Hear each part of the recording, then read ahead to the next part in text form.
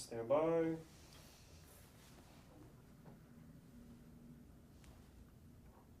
Good afternoon, everybody. Judy Maggio with KLRU's Decibel. We've invited really our neighbor over at KUT, NPR's Southwest correspondent, John Burnett, who's spent a lot of time on the border covering some issues and right now is covering immigration. You were down there covering immigration before all of the That's right. latest hubbub. So first of all, I want to ask you to kind of set the framework for this because everybody's covering this now, but you were covering the zero tolerance policy. Really, some of the first stories I heard were yours. What are some of the most memorable things you've heard and seen along the border in the last few weeks? Well, it's changed so much since this South separation policy, Judy. In the first place, you know, the Border Patrol would apprehend these families that were coming across the river illegally from Central America, but they would keep them together. They would process them, and then they would usually give them an electronic ankle monitor and tell them to show up in immigration court and then turn them loose. That was called derisively catch and release. Catch and release. We've heard that term a lot. By the president's supporters and the administration, and they wanted it to stop because they just felt like the border was out of control. You can't let all these families and these unaccompanied kids come across and just turn them loose in the country, even though the show-up rate at immigration court was pretty high. But still, that's been a real, as we say in Texas, a bone in the enchilada for the president. Yeah. So it's just changed dramatically. You have these shelters down there. I went to the largest child migrant shelter in the country. It was in Brownsville. Is that Casa Padre? Casa Padre, yeah. And I think you may have talked to I talked to the head of the Southwest Key who runs so, it. you know, you have all of these teenage boys who are being, I think, fairly well taken care of in this location. But just the concept that some of them were taken away from their parents upsets a lot of people. And then, you know, just the continuing militarization of the border down there. We know that in Texas, we have our own border patrol. You know, we have the Texas State Troopers and wildlife rangers who have gunboats on the Rio Grande. I've seen those things emerge in the last few years. You know, people talk about open borders who don't know the border and about, you know, that it's just, you know, wild and woolly down there. And if you spend any time on the Texas-Mexico border, it's utterly militarized. There's so many Border Patrol agents and other federal forces like the National Guard, and you've got the state troopers, and you've got county cops, you've got city cops, you've got the bridge officers there. So people who live on the border will tell you we have federal agents everywhere. And according to the bills in Congress, there may be more. So one of the things that I heard you report on was a family, and I was really touched by the fact that you found this family and you followed them. Could you share a little bit about that experience? So it was actually last week. I had read a report that immigration agents were stationing themselves in the middle of the international bridges between Texas and Mexico. I've covered the border since I was a cub reporter at the San Antonio Express News a long time ago. I have never heard of agents actually kind of moving their stations up to literally, you know, where the line between Mexico and the U.S. is in the middle of the Rio Grande. And so they did that because the families who would come across and ask for asylum, they wanted not to allow them to step onto U.S. territory. Oh, because then everything would start. Because that would start. And so they would say, the agents would say, well, you don't have room. We can't process you now. You're overwhelming us. You're going to have to come back later. Cross at a different bridge. We can't tell you when to come back. And so these families would go back, in this case to Matamoros, and they slept in a migrant shelter. Other families have been sleeping on cardboard on the bridges themselves. And the administration says it's because there's such a surge of these migrants looking for asylum. They don't have room for them all. Their critics would say that it's just one more harassment technique to stop immigrants from asking for asylum. They just want to, you know, throw one more obstacle in their way. And so I found this family of 9, the Badula family from the Petén in Guatemala. And the story was that one of their sons, Waynar, who was 23 years old, was a tour guide to a waterfall in northern Guatemala. He and his brothers were tour guides, but the waterfall was on the land of a narco who didn't want visitors. And the way he got the message to the Badula boys was he sent a sicario after him, an assassin. And this sicario showed up and he put a bullet in his eye, which went out the side, so he lost his left eye. And he has a terrible, fearsome wound that sort of zigzags up his arm. And realized they had to leave. So the whole family picks up and leaves for their lives, and actually has documentation from a local judge saying they were threatened. They show up in Matamoros, Mexico. 3 times they try to cross, 3 times they're turned back by the immigration police. And then I show up and I say, well, if you guys want to try again, I'll go with you. And so we figure with an NPR cap on and a microphone, maybe it'll be different. And sure enough, the 9 family members troop to the top of the bridge, and then suddenly they get some respect from the immigration officers, and they look at their papers, and one of them tells me to stop recording. And I heard that part on the yeah, on and the I report. said, you can't tell me to stop recording. I'm in Mexico. And I was. I was this far in Mexico. But anyway, they ended up allowing the 20-year-old daughter-in-law and her 2 small children, both under 2, to go and petition for asylum, and then the rest of the family went back. And for all I know, they probably have crossed by now. But it just brought home the wrenching stories, the heartbreaking stories of these immigrants that are coming across and asking for asylum. And they had a pretty convincing claim. Yeah, they had the injuries. Right, to with the prove son it. that had the injuries. But what's changed is the Attorney General, Jeff Sessions, has said we are not going to accept domestic abuse or criminal gangs as a reason for asylum anymore. So, their claims may fall on deaf ears once they get into the United States. There was also the threat of, they had a 13-year-old with them, their 13-year-old son. He might well have been separated from the family under the rules, but as we know today, the world changed, and so the president signed an executive order and has suspended child separation. So that's the latest thing that's happened in Right. this legal maneuvering, and it is a very complicated story to understand, especially for those of us who've not covered the border. How will today's signing of this executive order change things? And it's interesting to me because just a few days ago, the president was saying that he couldn't do anything, that it was up to Congress to pass legislation. Exactly. And now he did something that changed everything with the stroke of a pen. Yeah, well, that's covering this presidency. He switches directions pretty quickly. So, and he did on this one as well. So first, let me just give you the administration's give us some point framework. of view. Yeah. And so, getting back to the catch and release, that's what they want to stop these families from being released into the United States while their immigration cases are going on. So now, rather than separate the child from the family and then prosecute the adult, they say they're going to keep the families together and they're going to detain them together so that the government can keep an eye on them, make sure that they're there.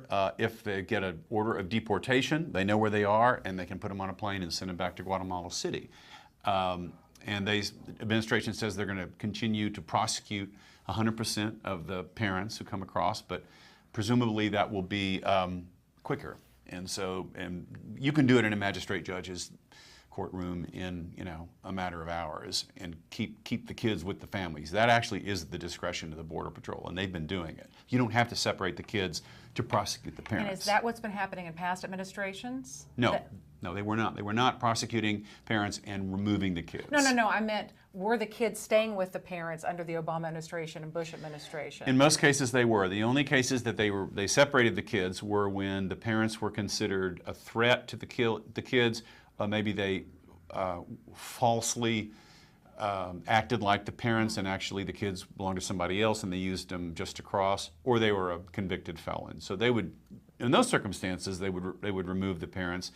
But they didn't remove them just because they were being right. It wasn't a charged zero tolerance and blanket for policy illegal like entry. it became. That was all Trump. Okay. This is new. Okay. Okay, so that's the administration's rationale for this executive order, because they got enormous pushback for child separation, which we can talk about in a second.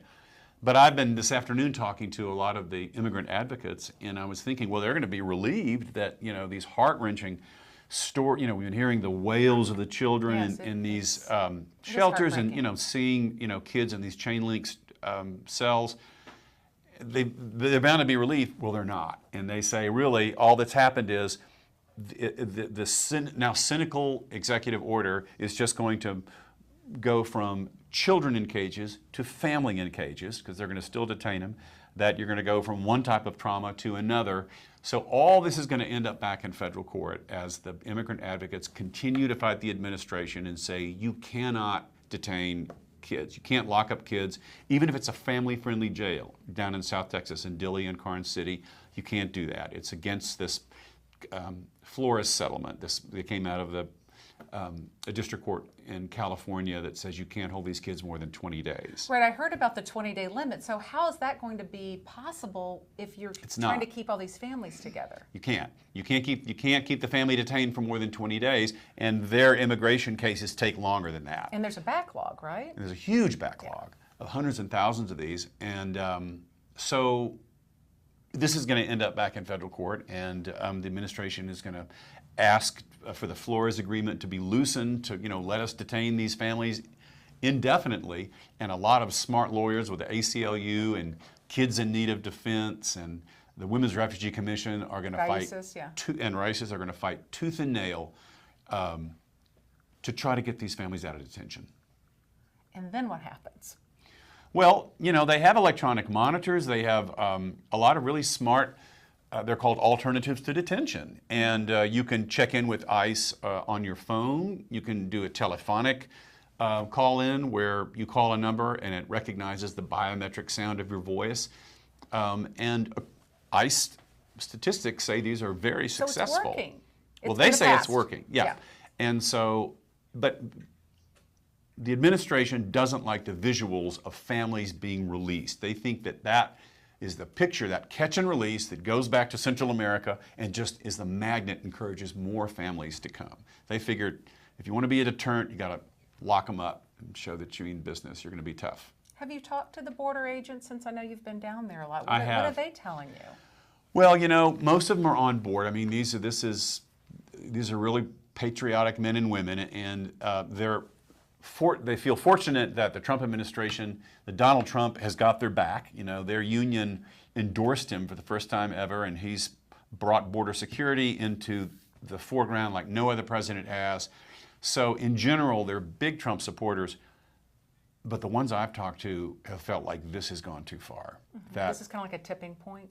That child separation was hard for them to stomach, and it was really hard to sell to the public. And interestingly, an agent I know in San Diego called me this morning, and he said, John, in the 25 years that I've been an agent, I have never been at a stoplight and a car pulls up next to me and they roll down their window and they say, shame, how can you separate these kids? This is a father with 3 children of his own.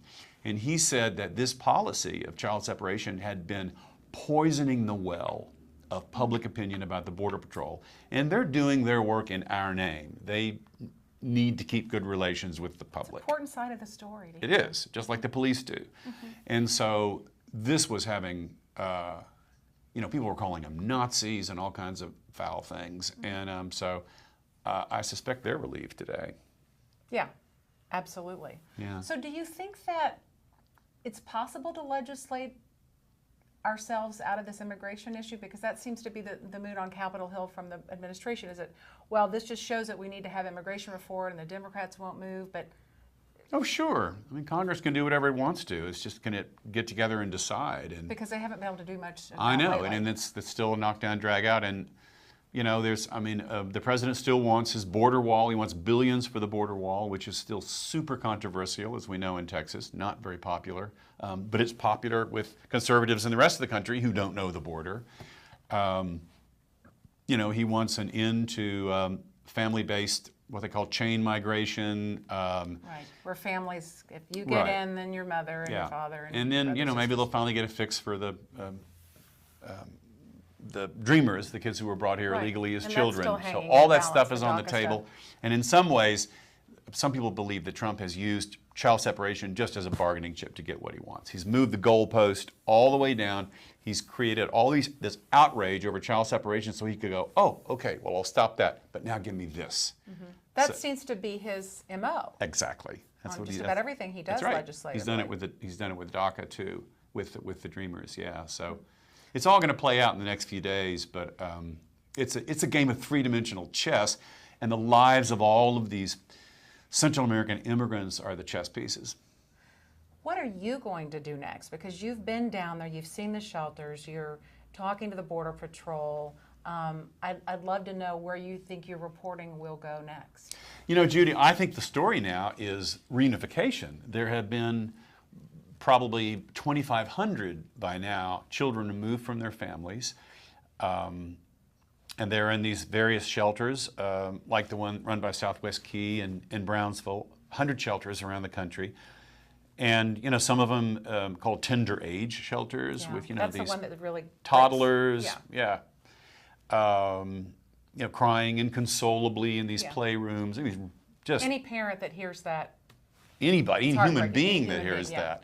But so how do you reunite those? I mean, we haven't really seen a convincing process of how the Department of Homeland Security and Health and Human Services is going to reunite all these kids they've taken away from their parents. They put them in other states sometimes. Yeah, I mean, I met 3 Guatemalan women who were being detained in Sierra Blanca out by El Paso, and their children were in the Bronx in New York, 2,000 miles away. And until their day in court, they didn't know where their kids even were. So that kind of uncertainty has got to have a long-term effect on both the children and the parents, emotionally and mentally. Well, and to think the way the administration does, hopefully that effect, they'll take it back to Central America and tell their cousins don't go to the United States. Mm-hmm. You know, they're doing unpleasant things to us. That's the idea, to make it a deterrent. There's a lot of people from Austin headed that way. The mayor, many of the council members are going to El Paso. Their church groups, the ACLU is going down. What do you think is going to happen with that? I mean, is there some positive action that these folks can take to make a difference? I think all this matters, Judy. Yeah. Every time a citizen acts, it matters. Every phone call, every time you go to a protest. I mean, when that, to tell you the truth, I mean, Kirstjen Nielsen, the Homeland Security Secretary, last night was in a Mexican restaurant, an upscale restaurant in Washington, D.C., and somebody called it in to some protesters, and they all filed in, and they started going, shame, shame, and they wouldn't let her finish her enchiladas, and they were saying, you know, you have, you know, put these children in cages, and, you know, they're having a bad life, and we're not going to let you enjoy your dinner. And, you know, they kind of hounded her out of the restaurant. I mean, this is just a really unprecedented sort of public rage over this policy, and I just think, you know, even the governor of Texas, you know, Greg Abbott, finally he weighed in today. He actually turned against the Trump administration on a policy, which is rather unusual, and said this has to stop.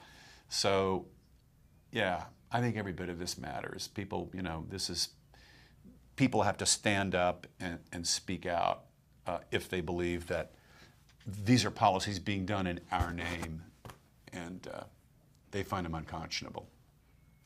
Well, we look forward to hearing your next stories. I imagine that we'll be hearing a lot more about some of the really human stories that are so much a part of this. Not only the family, but the Border Patrol. I mean, we can all relate to this story in many different ways, and I think that's why it's really been a touchstone for the country. And in some ways, people have said this, they think that this is President Trump's Katrina. Well, we'll see. All right, well, we'll be listening. Thank you so much. Thanks for having me in. NPR, giving us some good framework and, you know, some great perspective on where we are with the situation in immigration. Yeah. Thanks for asking. And thank you for watching this afternoon. And as always, we'll be here covering stories that you care about.